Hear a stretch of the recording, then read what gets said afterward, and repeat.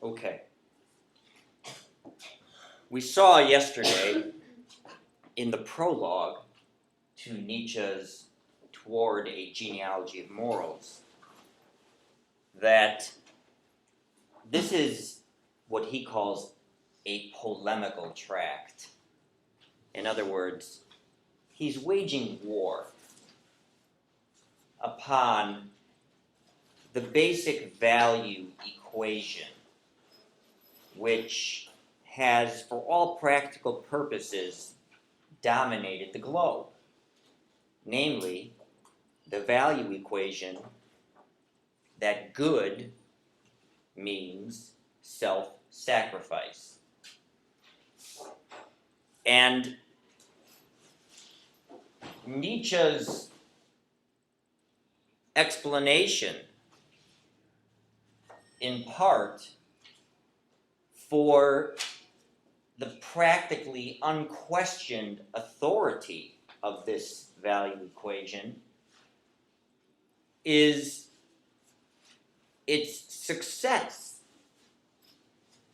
If indeed you ask somebody to define or describe a good person, usually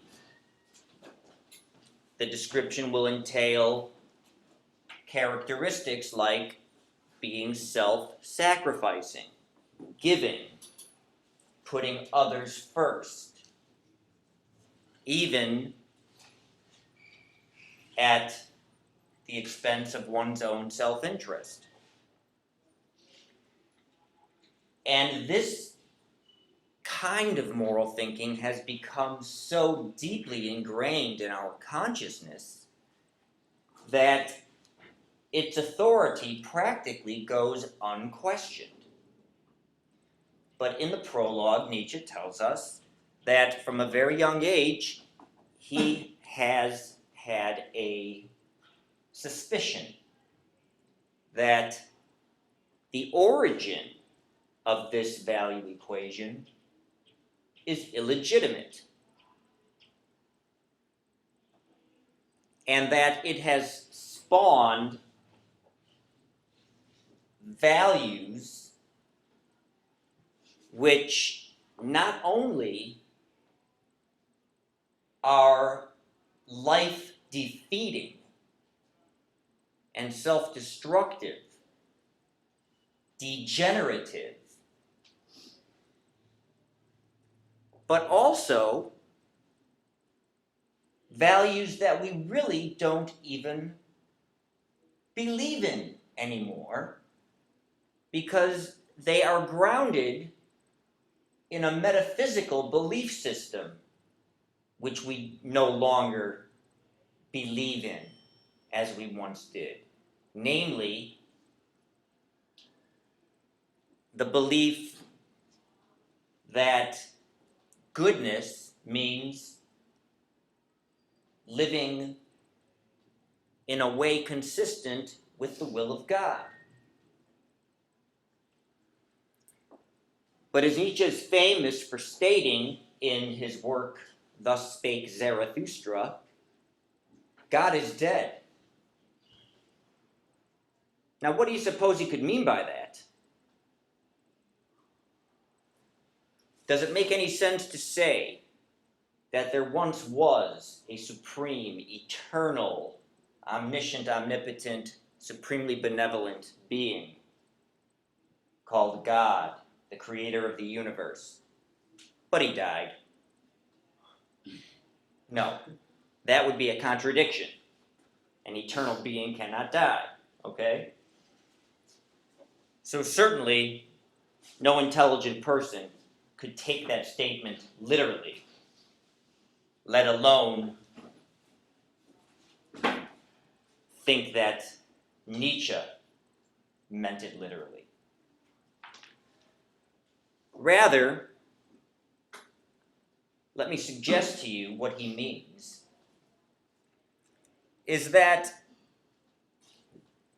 the idea that we can be saved in a broad sense whether you mean eternal salvation of your soul, if you believe in such a thing, or saved in a psychological way, emancipated from your suffering, by someone or something outside of yourself, is no longer, if it ever was, a viable tactic for living a good life. And so his project is first to tell us the ordinary story of where this value equation, that good equals self-sacrifice, or the unegoistic, came from. And then he's going to suggest his interpretation of the origin of this value equation in order to argue that not only is it illegitimate, but it is degenerative and has sown the seeds of our own destruction as the human race. Okay? So we enter the first essay, which is called Good, Bad, comma, Good, Evil.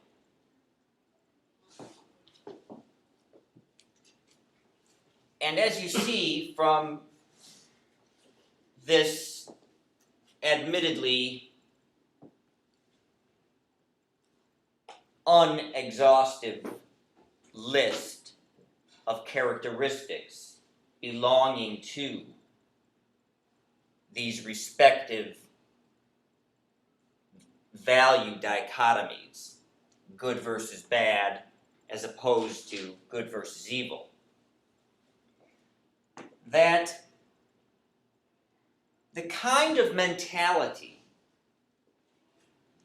which opposes goodness to mere badness is what Nietzsche calls master morality.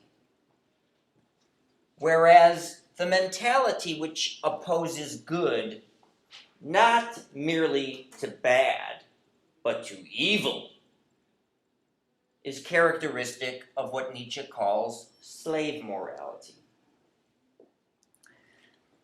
And as he explicitly tells us,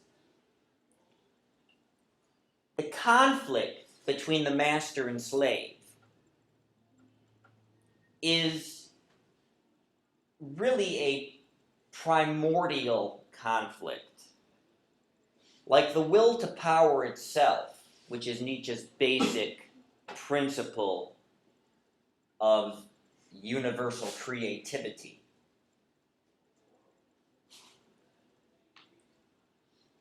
The conflict between master and slave morality or mentality not only is manifest in the struggle between civilizations like Rome and Judea,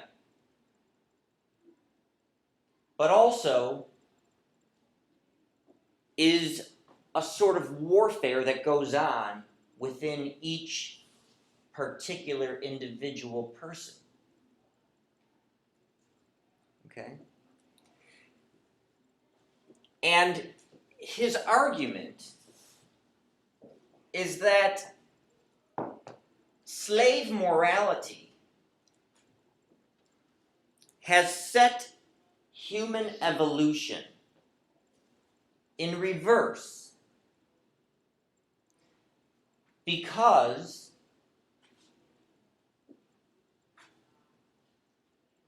it is contrary to the very principle which has given rise to human greatness in the first place, namely the will to power. despite the ironic fact that slave morality arises from the will to power itself. So, let's talk about Nietzsche's account of how the English psychologists, as he names them, and basically, I think he's talking about the utilitarians here, okay, account for the value equation that good means unegoistic self-sacrifice. He says, they will tell you that when people originally acted in ways that were beneficial or useful to others, they recognized that usefulness as good.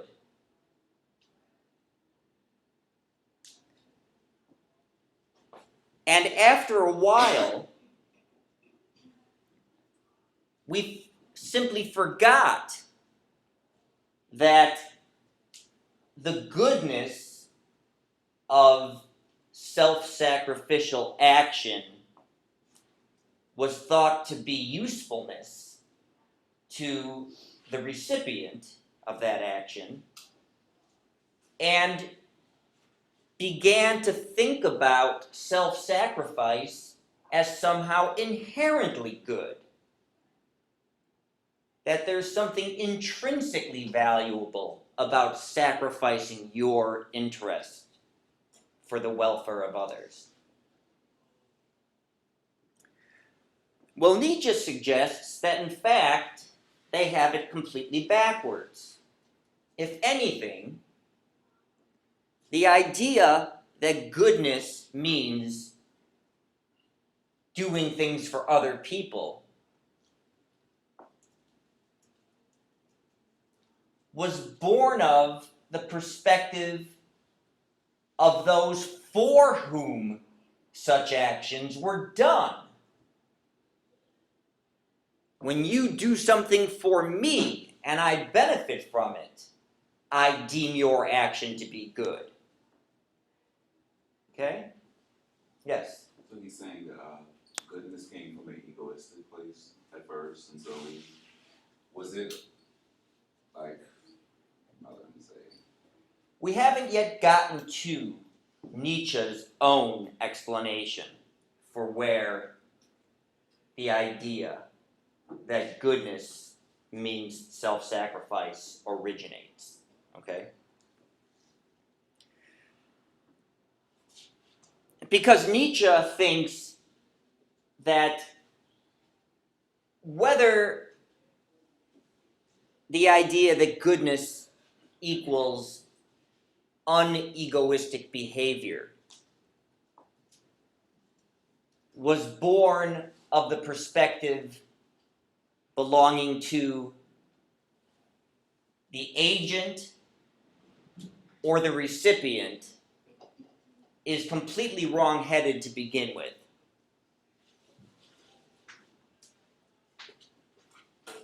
And he wants to locate the origin in an entirely different place. Okay?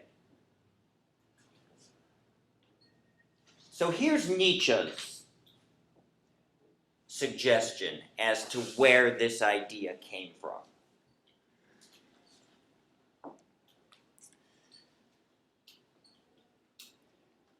There is a certain kind of mentality, a master mentality, which is strong, vibrant, healthy, active, knightly, in the sense of being a knight, aristocratic, which means of the best sort of character. A high-minded, high-spirited sort of mentality, which manifests itself in activity which further enhances that self-affirming strength, like hunting, war games, dancing, and everything which is in the service of health and power.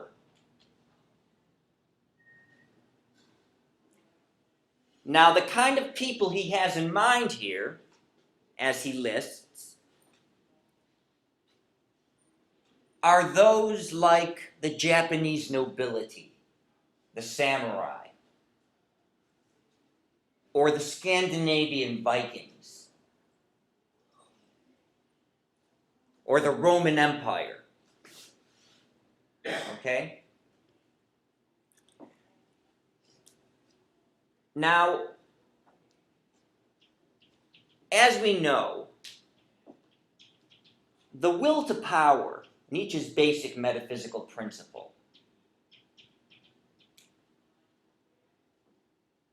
is simply the idea that reality is power, a sort of energy which seeks nothing other than to enhance its own power, to make itself more powerful, to preserve and promote itself. And so the will to power gives rise to the universe, it gives rise to life, and eventually it gave rise to humanity. It creates human reason to make itself more powerful. And indeed, human reason is powerful. We have developed technologies and so forth. Okay? But as is always the case, strength, power, dominance is always concentrated in the minority.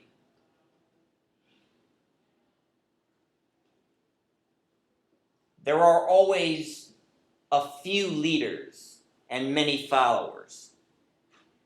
There is one king of the jungle and many beasts of prey.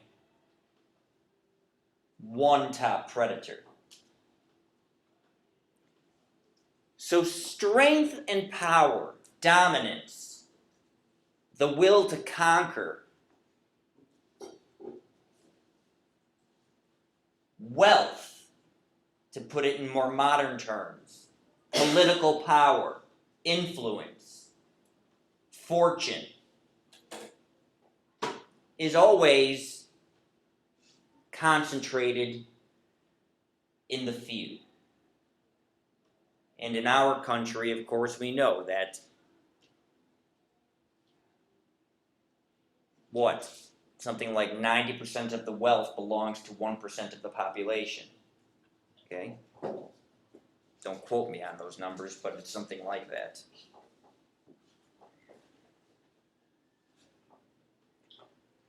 Now, people who exhibit this sort of mentality, who feel their own strength and rejoice in it, do not immediately even think about good and bad. They simply identify their own feeling of strength with goodness. And if you want to know what Nietzsche means by this, just think about the times in your life when you have felt really healthy and ambitious and effective, at the top of your game, in the zone, feeling like you can do anything, things are going your way. And when you feel that way, you realize, why would you ever want to feel any other way? Okay? This is good. I like the way I feel. And so what would make sense is to continue to do the kinds of things that make you feel that way. To remain active, to keep yourself strong, to retain your power, not only over your own emotions, but over your environment. And human beings seek to dominate their environment, including other people. Okay? Because whether you admit it or not, everybody desires power. At the very least, nobody wants to be subject to the will of others. And so, people like this, and one such person that Nietzsche likes to cite is Napoleon Bonaparte. Okay? People who embody this healthy, vibrant, strong will to conquest, dominance, power, simply feel themselves to be good because they feel good. And they, of course, are also aware of their opposite, the weak, the impoverished, the sickly, the downtrodden, the underclass, the common, vulgar, the base, plebeian, pedestrian. Okay? And the only reason that they even give a second thought to these others is to rejoice ever more gratefully in their own strength, as if to say, thank goodness I'm not like that.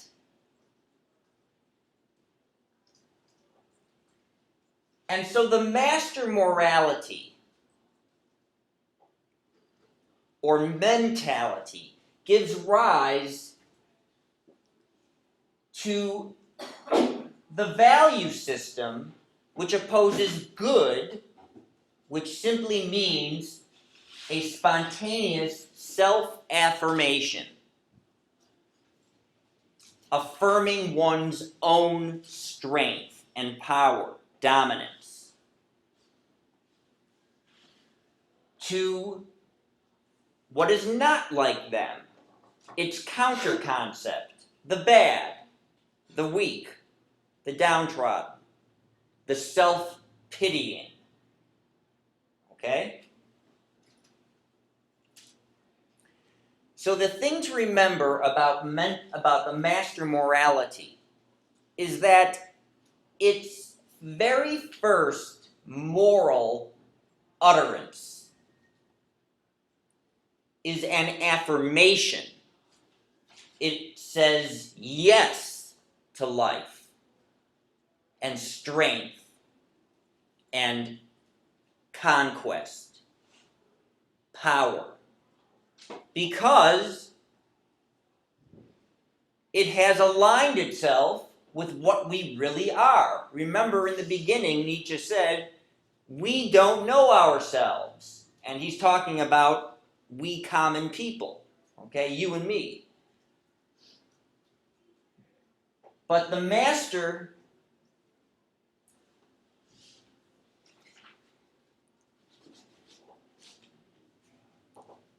feels the will to power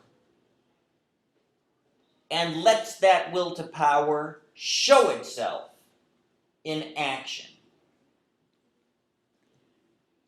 Now, where does that leave the rest of us? The underclass. What Nietzsche elsewhere calls the herd. The followers. The less fortunate. The middle class.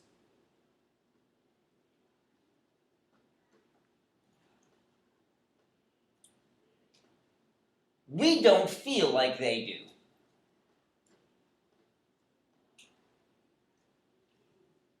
We feel like most people do.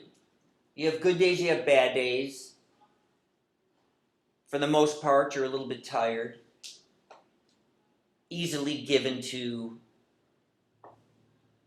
depression or despair. And what that slave mentality, as Nietzsche calls it, first becomes aware of is the strength of the master. Now notice the difference. Master morality begins by saying yes to its own strength. Slave morality is not a spontaneous self-affirmation. Rather, the slave revolt in morality begins in resentment. We resent the expression of power and strength and dominance that we see in the overclass, the powerful, the fortunate, the blessed, the knightly. And so instead of first saying yes, the slave morality's first utterance is a no. It's a negation. Its first establishment of value is not that something is good because it doesn't feel good, but rather that those guys over there, those dominant, powerful, predatory people, not only are they bad, they're evil.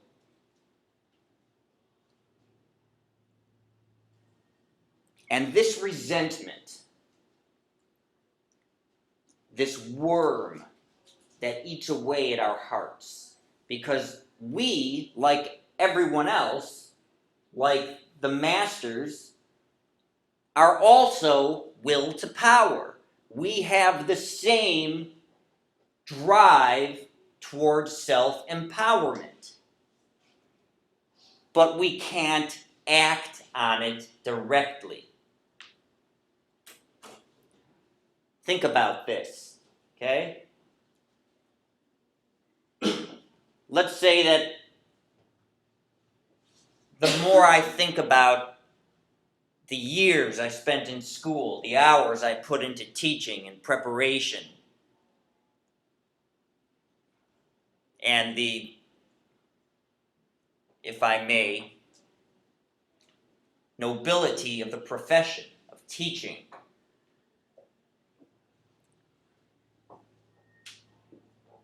and the disproportionate compensation that I receive, my measly 30 grand a year.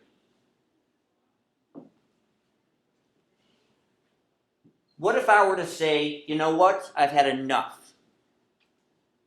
I'm going to revolt. I'm going to take up arms against the United States government because of this injustice. I've spent my life, my adult life, dedicated to learning a discipline and teaching it to others, and I can barely make ends meet. But somebody who was born with the talent to throw a ball into a hoop is a millionaire. Not to say that they don't work hard, but there certainly is a disproportionate compensatory structure here. So let's say that I've had enough. Well, what's going to happen when I try to overthrow the system? The President of the United States is going to order the armed forces to put me down. And I don't stand a chance. Okay? So I know that I cannot win by a genuinely active reaction to the hate I feel for the overclass.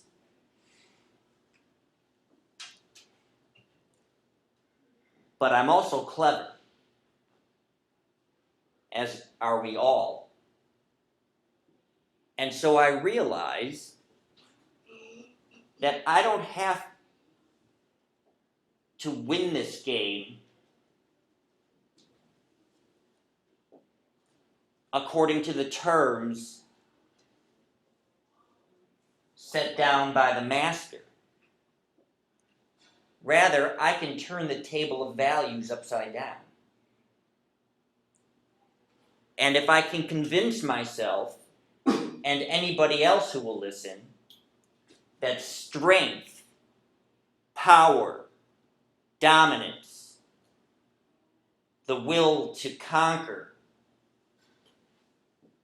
is evil, and everything like it is evil. And by contrast,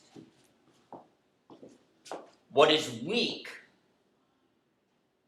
the ill, the impoverished, the sickly, the downtrodden, are good.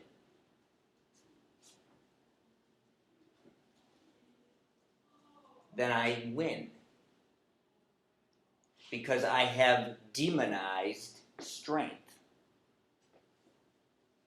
Now think about who inherited this transformation of values. Who says that poverty and chastity and humility are salvation?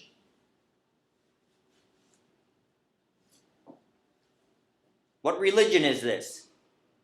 Christianity. So Nietzsche has a big problem with Christianity, okay? And it's because of this. In order for the underclass, the equivalent of the prey in nature,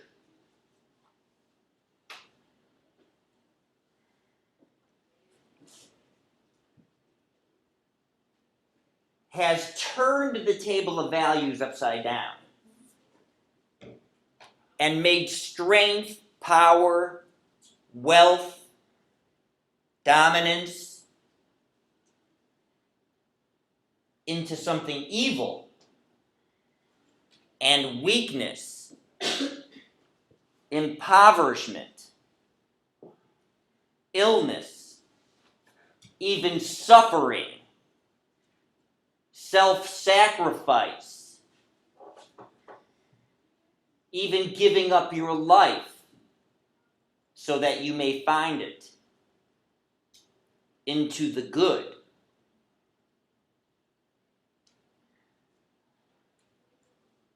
even though this strategy has been successful,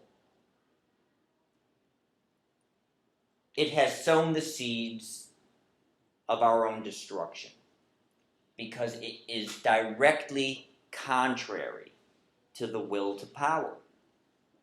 And again, ironically, it's the will to power which came up with this strategy to begin with. Right? The will to power seeks only to enhance its own strength. And if I can't beat you at this game, then I'm going to change the rules so that I can.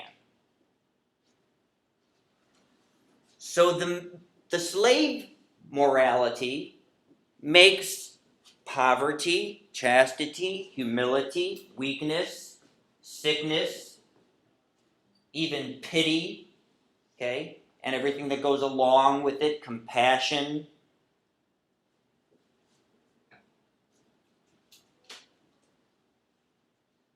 into the good.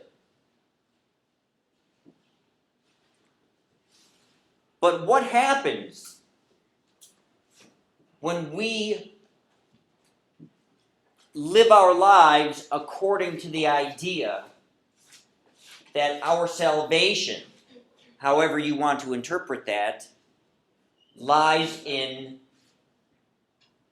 weakness, in self-sacrifice, in putting ourselves last on the hope that we may be first in the kingdom of heaven?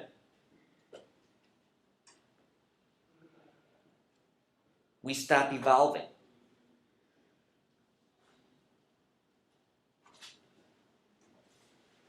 We quench the will to power. The will to power, in its last gasp, as it is manifest in the slave mentality,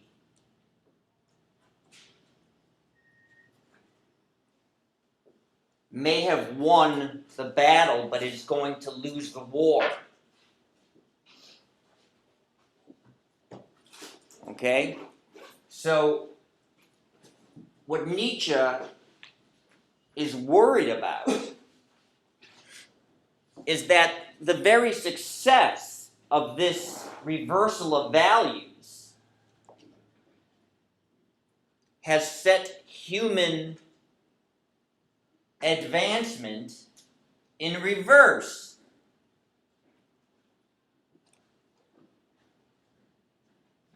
Such that we now live in a world where everyone is supposed to be equal, where it's okay to be mediocre. Everybody should get a trophy.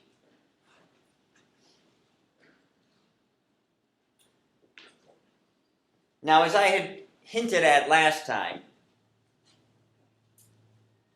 in my opinion, and I would go so far as to say, hopefully, in the opinion of anybody who has actually read and understood Nietzsche,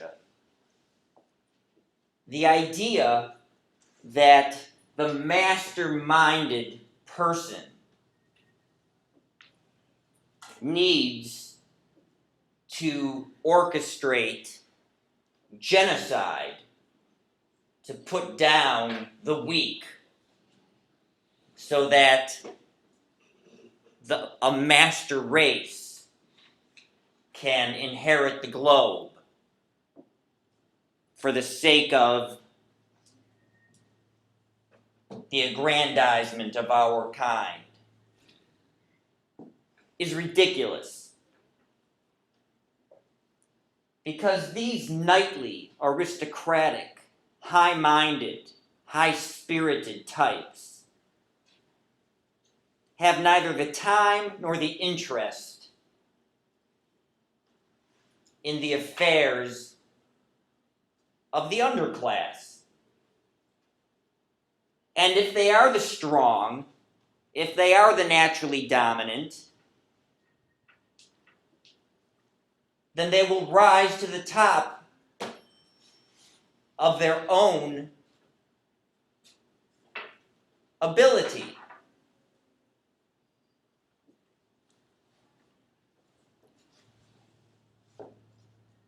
So this entire Nazi appropriation of the thought of Friedrich Nietzsche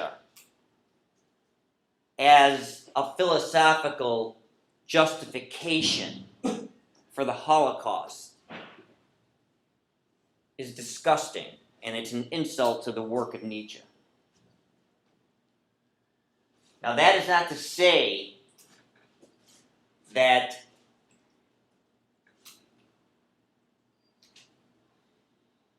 in the wrong horticulturist's hands, the seeds of Nietzsche's thought couldn't be cultivated into a National Socialist sort of mentality. Okay? Because certainly Nietzsche does advocate strength, power, the will to power, the rejuvenization of the human spirit, of greatness, high-mindedness, creativity. Okay? But of course, creativity is also always at the same time destruction. If I'm to create anything, I have to create it out of something. And that out of which I create will no longer exist as it was. But Nietzsche just asks us,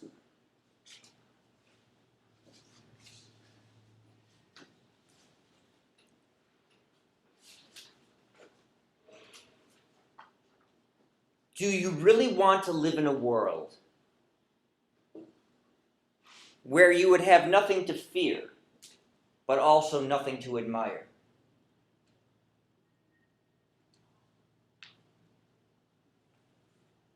Because that's the direction we're going.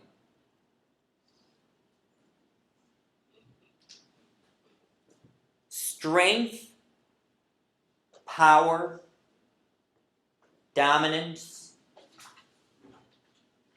must express itself as strength. And as Nietzsche says in the first essay, certainly within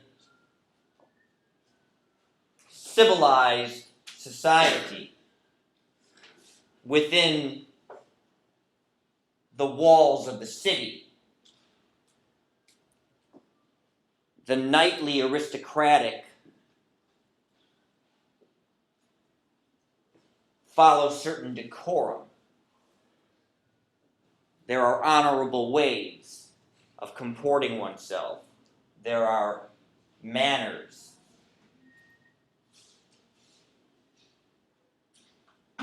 Traditions.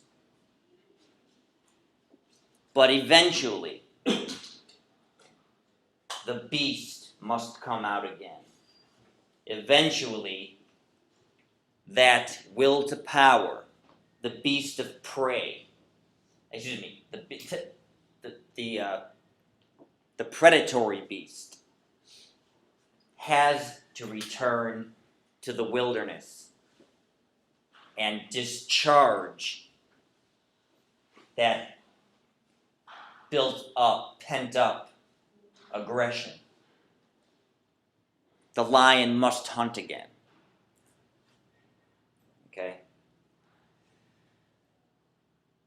And so, of course, there is nothing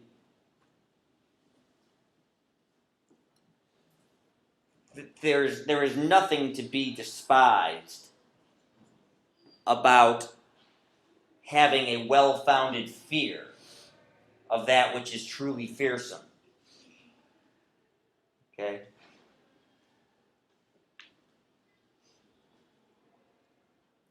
And in one of my favorite passages here, he says, it's no wonder that little lambs despise the great birds of prey for swooping down and snatching away their young in their talons. I saw a show on National Geographic where these birds would just throw like mountain animals, rams and such. They'd just swoop down on them, grab them with their talons, and throw them off the side of the mountain. Okay? Which isn't very difficult when they're swooping down at 100-something miles an hour. Okay? And they just let them tumble down the mountain and they fly down and eat them. Okay? So it's no wonder that a little lamb is going to hate the bird of prey. Okay? Just like the underclass hates the ruling class. The only problem is that the bird of prey might look at these lambs and say, why do they hate us? We don't hate them. In fact, we love them. There's nothing tastier than a little lamb. Okay? So, what Nietzsche is calling for here is what he calls the transvaluation of values. Just as the birth of slave values, the idea that self-sacrifice is goodness and self-assertion is evil.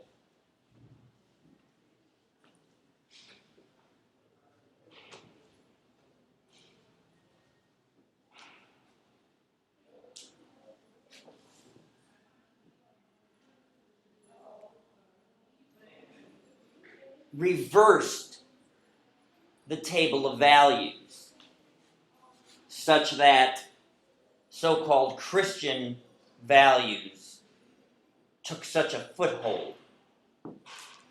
Nietzsche is calling for a new revaluation or transvaluation of values. But he wants to do away with all moral values.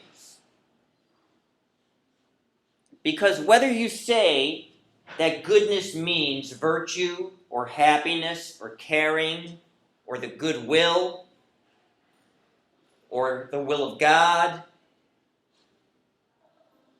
you have placed some ideal above the value of human existence itself, as if to say, your life is good only if you achieve happiness, or only if your self-interest is satisfied, or only if you become virtuous, only if you care for others, only if you do your duty, and the will is good. And Nietzsche says, nonsense. This is all made up, because we are the will to power. That is what we are. And when we come to know it, and align ourselves with it, it's better to burn brightly for a short period of time than to live a long life of secret resentment, hatefulness. As he says in this first essay, if that feeling of resentment, hate, does from time to time come over the master-minded individual, This individual simply acts on it. He draws his sword and discharges that hate in one swift movement. Chops off the head of his enemy and releases himself. He purges himself of that feeling of resentment. But in the slave morality, that's not possible. And so the hate, the resentment, the secret jealousy that we can't even admit to ourselves, lest we lose self-respect, eats away at us like a worm gnawing into your heart.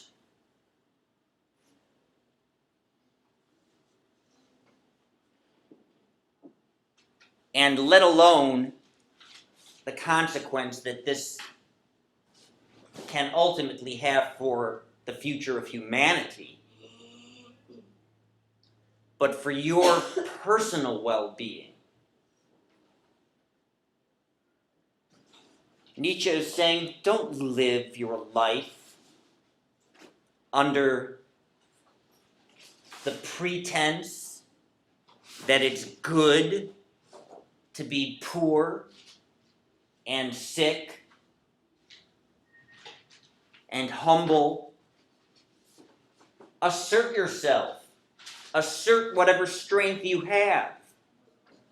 Create. For in creating, you create yourself. Become the will to power. Become the Superman. And give humanity something to have faith in again.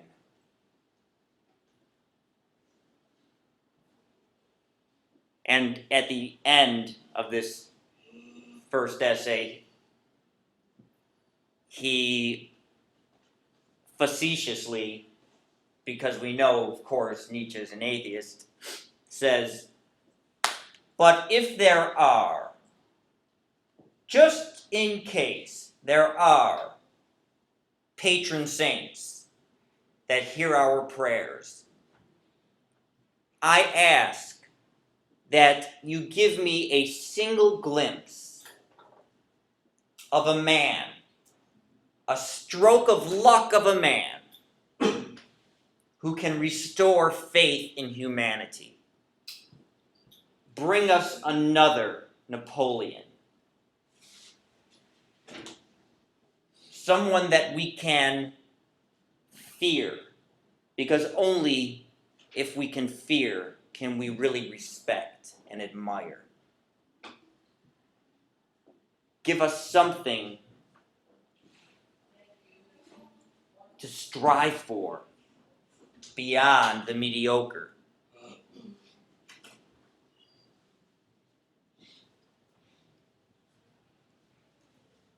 And although this is not something that really comes up in the genealogy, another one of Nietzsche's prevalent themes, and it's something he talks about in Thus Spake Zarathustra, is the idea of the eternal recurrence, or the eternal return of the same. Okay? And one way of reading this is to ask yourself, if you knew that you had to live your life again and again, eternally, the same way that you are living it now, would you continue to live this way?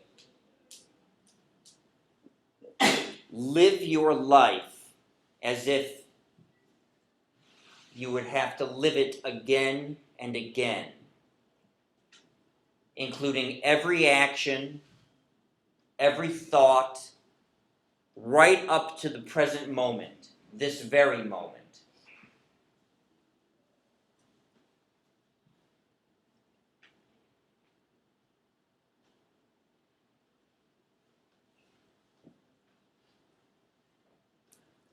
Because there is no good and evil. These are states of mind.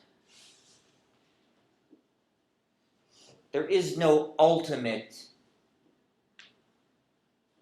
thing that is good or evil. These are stances that we take on our own existence.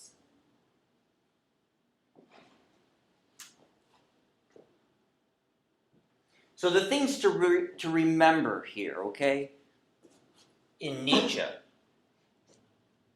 besides the basic metaphysical underpinnings of his ethics, namely the will to power, the transvaluation of values, the idea of the overman or superman, the eternal recurrence of the same, although I probably won't ask about that.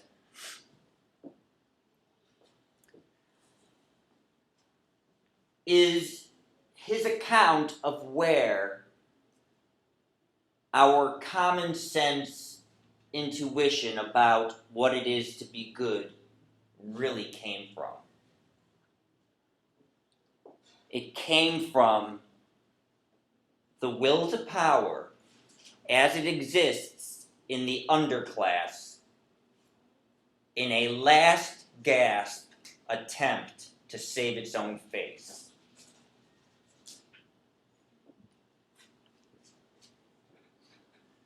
And thus, there are two different ways of establishing values.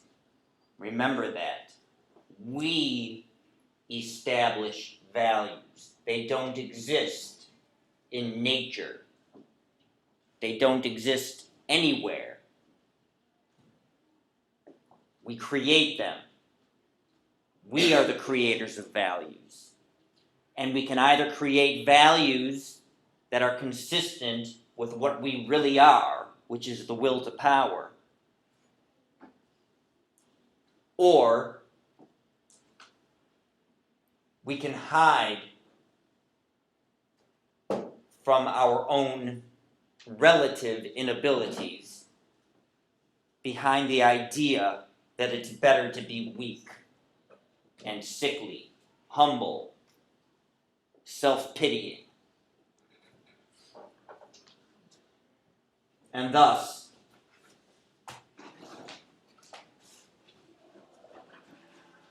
the distinction between good and bad versus the distinction between good and evil. And notice, I think one way of really keeping in mind how these two different ways of setting up values differ is in fact to write this in reverse. Because for the slave morality, evil comes first. And good is whatever is not like those dominant, empowered, knightly, strong, predatory ones. Their first utterance is a negation, born of resentment. Whereas the master, who is the will to power incarnate, is first only rejoicing in its own strength. And the badness of everything that is not like it is just an afterthought. Okay? All right.